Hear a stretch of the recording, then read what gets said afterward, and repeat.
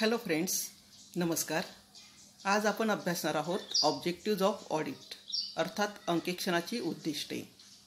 मित्रांनो, याआधी आपण अंकेक्षण म्हणजे काय, अंकेक्षणाच्या व्याख्या व अंकेक्षणाची स्वरूप व व्याप्ती अभ्यासलेली आहे. त्याचप्रमाणे अंकेक्षणाचे प्रकारसुद्धा अभ्यासलेले आहेत.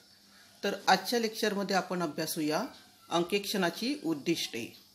प्रिन्सिपल्स ऑफ ऑडिटिंग ह्या TY.BComच्या सेमिस्टर 5 साठी असलेल्या विषयामध्ये सदर भाग समाविष्ट करण्यात आलेला आहे, प्रकरण नंबर 1 मध्ये.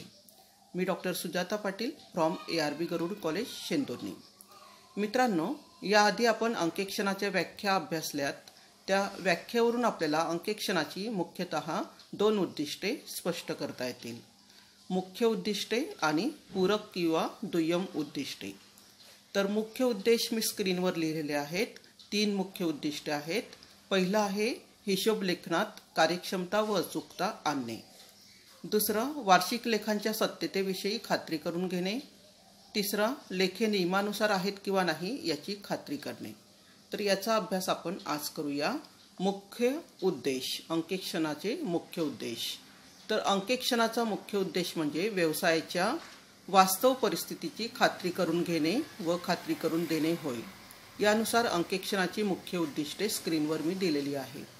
पहिलं उद्दिष्ट आहे व्यावसायिकांच्या व्यवसायातील हिशोब लेखनात कार्यक्षमता आणि अचूकता किंवा तंतोतंतपणा असणं आवश्यक असतं आणि त्यानुसारच हिशोब तपासणी किंवा हिशोब लेखन करत असताना हिशोबामध्ये अचूकता आहे किंवा नाही हे बघणं सुद्धा आवश्यक असतं आणि त्यानुसार हिशोब लेखनामध्ये तंतोतंतपणा असावा लागतो. त्यामुळे कार्यक्षमता, व्यवसायाची कार्यक्षमता ही वाढीस लागत असते. त्यामुळे पहिलं उद्दिष्ट हिशोब लेखनात कार्यक्षमता व अचूकता आणणे. हिशोब लेखन तंतोतंत आणि कार्यक्षमरित्या आणि सत्यतेने करणं. दुसरं उद्दिष्ट आहे वार्षिक लेखांच्या सत्यतेविषयी खात्री करून घेणे. वार्षिक लेखांच्या सत्यतेविषयी खात्री करून घेत असताना प्रत्येक व्यावसायिक संस्थेला वर्षभरातील झालेल्या व्यवहारातून किती नफा किंवा किती तोटा झाला हे माहिती करून घ्यावं लागत असतं आणि हा नफा किंवा तोटा माहिती व्हावा यासाठी नफा तोटा पत्रक तयार करावे लागत असते. त्याचप्रमाणे व्यवसायाकडे असलेल्या विविध स्वरूपातील मालमत्ता, देयता, भांडवल व निधी देणी यावरून व्यवसायाची आर्थिक स्थिती कशी आहे हे समजत असते. म्हणूनच ही आर्थिक स्थिती समजून घेण्यासाठी ताळेबंद हा तयार केला जात असतो. कारण ताळेबंदावरून व्यवसायाच्या आर्थिक स्थितीचे वास्तव चित्र स्पष्ट होत असते. त्यामुळे हिशोब पुस्तकांवरून ताळेबंद तयार करण्यात आलेला आहे. त्या हिशोब पुस्तकातील दर्शवण्यात आलेली आकडेवारी बरोबर आहे किंवा नाही याविषयीची सत्यता पडताळून पाहणे हा अंकेक्षणाचा महत्त्वाचा दुसरा उद्देश आहे. यावरूनच लेखापुस्तकाच्या शुद्धतेची कल्पना येत असते. त्यानंतर तिसरा उद्देश जो मी स्क्रीनवर दिलेला आहे, लेखे कायद्यानुसार किंवा नियमानुसार आहेत किंवा नाहीत. लेखे नियमानुसार ठेवण्यात आलेली आहेत किंवा नाही याची खात्री करणे. त्याचप्रमाणे विविध प्रकारच्या उद्योग व्यवसायामध्ये त्या कायद्यानुसार लेख्यांची नोंदणी करण्यात आलेली आहे किंवा नाही. उद्योग व्यवसायाला त्या कायद्यानुसार किंवा नियमानुसार आपले लेखे अद्ययावत ठेवणं आवश्यक आहे. ती अद्ययावत ठेवलेली आहे किंवा नाही हे बघणं आवश्यक असतं. व्यवसायाच्या परंपरेनुसार किंवा नियमानुसार हिशोब पुस्तके ठेवण्यात आलेली आहेत किंवा नाही याची अंकेक्षकाला खात्री करून घ्यावी लागत असते. तसंच लेखाकर्माच्या सिद्धांतानुसार विविध लेख्यांची नोंद योग्य ठिकाणी योग्य त्या खर्चाच्या पुस्तकामध्ये करण्यात आलेली आहे किंवा नाही हे अंकेक्षकाला जाणून घेणं आवश्यक असतं. हे अंकेक्षकाला लक्षात घेणं आवश्यक असतं आणि हा तिसरा मुख्य उद्देश आहे. तर मित्रांनो, मुख्य उद्दिष्टे हे अंकेक्षणासाठी सफिशियंट नाही. तर मुख्य उद्दिष्ट साध्य करण्यासाठी दुय्यम किंवा पूरक उद्दिष्ट सुद्धा साध्य करणं आवश्यक असतं. दुय्यम किंवा पूरक उद्दिष्ट सुद्धा लक्षात घेणं आवश्यक असतं. तर 3 जी मुख्य उद्दिष्टे आपण अभ्यासली त्यावरून आपल्याला काही दुय्यम किंवा पूरक उद्दिष्टे सुद्धा या ठिकाणी मांडता येतील. पहिलं दुय्यम किंवा पूरक उद्दिष्ट आहे हिशोबातील चुका शोधून काढणे.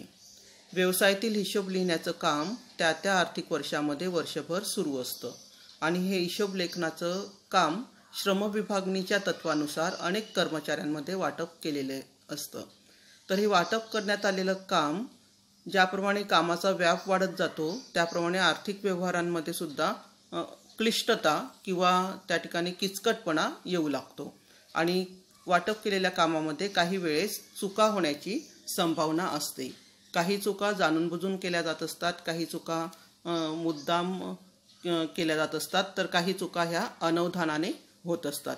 तर ह्या चुका होण्याची शक्यता आपल्याला व्यवसायाचा व्याप जसा वाढत जातो त्यावेळेस नाकारता येत नाही आणि अशा चुका कळत नकळत होत असतात, तरी याचे परिणाम दूरगामी परिणाम व्यवसायावर होत असतात.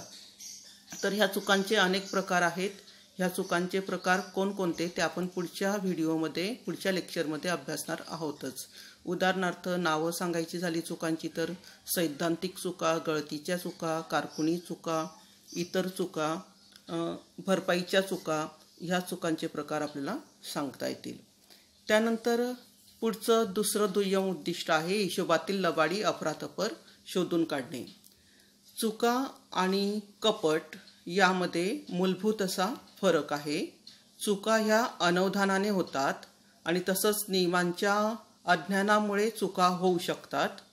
प्रत्येक कर्मचाऱ्याने काळजीपूर्वक जर काम केलं तर चुका टाळता येऊ शकतात.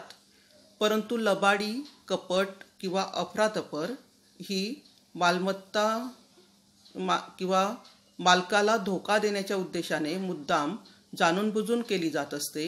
यात कर्मचाऱ्याचा स्वतःचा असा स्वार्थ असतो. कर्मचारी फसवण्याच्या उद्देशाने लबाडी करत असतो आणि कर्मचारी ह्या ठिकाणी पैशाची अफरातफर करून मुद्दाम चुकीच्या नोंदी करत असतो. उदाहरणार्थ आलेल्या पैशाची नोंद तो करत नाही किंवा कमी रकमेने करतो, पेमेंटची जास्त रकमेने नोंद करतो, खोटी नोंद केली जाते. अशा प्रकारे लबाडी करण्याची शक्यता नाकारता येत नाही. तर ह्या लबाडीच्या नोंदीची तपासणी करणं, लबाडी कोणत्या ठिकाणी केलेली आहे कर्मचाऱ्यांनी ते शोधून काढणं हा अंकेक्षणाचा उद्देश असतो. त्यामुळे पूरक उद्दिष्टांमध्ये आपल्याला म्हणता येईल हिशोबातील लबाडी अफरातफर शोधून काढणे. तिसरं उद्दिष्ट आहे कपट आणि अफरातफर रोखणे. लबाडीचे व्यवहार नुसते शोधून अंकेक्षकाचं काम पूर्ण होत नाही, तर भविष्यामध्ये अशा प्रकारे कपट, धोका, लबाडी, अफरातफर इत्यादीचं प्रमाण कमी व्हावं यासाठी अंकेक्षक व्यावसायिकाला हिशोबाच्या आणि नियंत्रणाच्या प्रभावी पद्धतीची शिफारस करू शकत असतो, मार्गदर्शन करत असतो. त्यामुळे अंकेक्षक हा व्यावसायिकाचा मित्र, तत्त्वज्ञ आणि हितचिंतक म्हणून भूमिका बजावत असतो. त्यामुळे कपट आणि अफरातफर होऊच नये यासाठी सल्ला देणे, शिफारस करणं हे सुद्धा महत्त्वाचं उद्दिष्ट अंकेक्षणाचं आपल्याला सांगता येईल. त्यानंतर पुढचं उद्दिष्ट आहे कर्मचाऱ्यांवर नैतिक प्रभाव.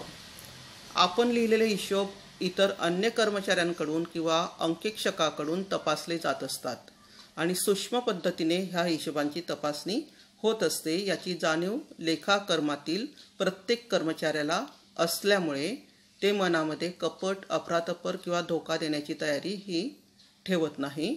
म्हणजे भविष्यात होणाऱ्या परिणामांची शक्यता किंवा भीती त्यांच्या मनामध्ये असल्यामुळे अशा प्रकारे अफरातफर किंवा लबाडी करण्याचा उद्देश जरी कर्मचाऱ्याचा असला तरी कर्मचारी सहसा त्या उद्देशासाठी दजावत नाही आणि लबाडी किंवा अफरातफर किंवा चोरी ही उघडकीस जर आली तर आपली मानहानी होईल या विचाराने कर्मचारी सहसा लबाडी किंवा चोरी त्या ठिकाणी करत नाही. आपली नोकरीसुद्धा जाऊ शकेल ही भीती कर्मचाऱ्याच्या मनामध्ये असते. त्यामुळे अंकेक्षणाचं काम जर व्यवसायामध्ये होत असेल आणि अंकेक्षक हे काम काळजीपूर्वक करत असेल तर अशा ठिकाणी कपट किंवा अफरातफर आपोआप रोखली जात असते. त्यानंतर पुढचं आहे कर्मचाऱ्यांवर नैतिक प्रभाव. आपण लिहिलेला हिशोब इतर कर्मचारी तपासणार आहेत ही जाणीव कर्मचाऱ्याच्या मनामध्ये असते आधी एक्सप्लेन केल्यानुसार. त्यामुळे कर्मचाऱ्यांवर आपोआपच एक प्रकारे नैतिक प्रभाव त्या ठिकाणी पडत असतो. त्यानंतर शासकीय अधिकारी यांचे समाधान करणे. प्रत्येक उद्योग व्यवसायाला शासनाचे विविध कर वेगवेगळ्या कायद्यानुसार भरणं आवश्यक असतं. उदाहरणार्थ विक्री कर, जमीन कर, आयकर, GST इत्यादी. तर हिशोबामध्ये खोटेपणा करून शासनाचे करापासून मिळालेले उत्पन्न बुडवले जात नाही ना याची खात्री अंकेक्षक करून घेत असतो. त्यामुळे व्यवसायाची लेखे हे अंकेक्षित जर असतील आणि ते बरोबर जर असतील, तपासून घेतलेले असतील, तर अशा वेळेस शासन अधिकाऱ्यांचे समाधान होऊ शकते आणि शासनाच्या अधिकाऱ्यांचे समाधान करणं हा सुद्धा एक अंकेक्षणाचा उद्देश आहे. त्यानंतर भविष्यकाळातील धोरण निश्चितीस मदत करणे. प्रत्येक व्यावसायिकाला भविष्यकाळाचे धोरण हे निश्चित करावे लागत असते. भविष्यकाळातील ध्येय धोरणं हे त्याच्या अपेक्षेनुसार ठरवावे लागत असतात आणि आधीच्या आर्थिक वर्षाच्या लेख्यावरून तो धोरण ठरवित असतो. त्यामुळे व्यवसायाचे सर्व हिशोबांची पुस्तकं आणि आर्थिक पत्रके बरोबर आहेत किंवा नाही याची खात्री करण्यासाठी हिशोब तपासणी करणं हे आवश्यक असतं. व्यवसाय संस्थेच्या भविष्यातील धोरणात्मक निर्णय घेण्यासाठी अंकेक्षण हे उपयुक्त ठरत असतं. त्यामुळे अंकेक्षणाचं काम व्यवसाय संस्थेमध्ये मुख्य उद्दिष्टे आणि पूरक उद्दिष्टे साध्य करण्यासाठी अतिशय महत्त्वाचं आहे. तर मित्रांनो, आपण ह्या ठिकाणी अंकेक्षणाची मुख्य उद्दिष्टे कोणती आणि ती मुख्य उद्दिष्टे साध्य करण्यासाठी दुय्यम किंवा पूरक उद्दिष्टे कोणती ती अभ्यासलीत. तर आज आपण ह्या लेक्चरमध्ये इथेच थांबूया. यानंतरच्या लेक्चरमध्ये आपण मी आधी एक्सप्लेन केल्यानुसार अंकेक्षणामध्ये आढळून येणाऱ्या चुका म्हणजेच अंकेक्षण करताना आढळून येणाऱ्या चुकांचे प्रकार आपण अभ्यासणार आहोत. व्यवसाय संस्थेमध्ये कोणकोणत्या प्रकारच्या चुका ह्या हिशोब तपासणी करत असताना किंवा हिशोब लिहित असताना होऊ शकतात, या चुकांचे प्रकार आपण पुढच्या लेक्चरमध्ये अभ्यासणार आहोत. तर आज आपण इथे थांबूया. धन्यवाद. Have a nice day.